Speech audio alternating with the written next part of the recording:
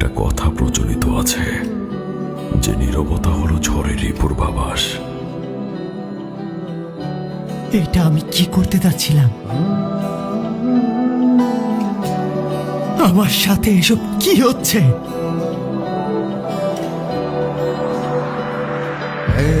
এত অস্থিরতা, এতগুলো আওয়াজ।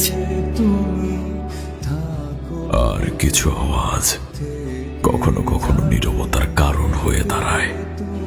নিশি মিয়া, আমি আর তুমি কি? নিশি মিয়া,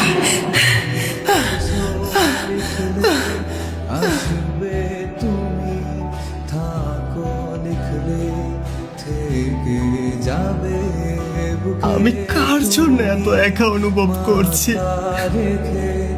আমি ঘুম লিখলে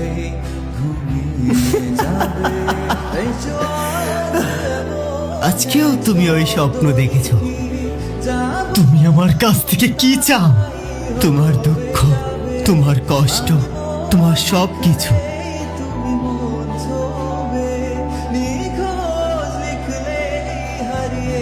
তুমি আমাকে কতটা একা করে দিয়েছ, কিন্তু তুমি তো আমি।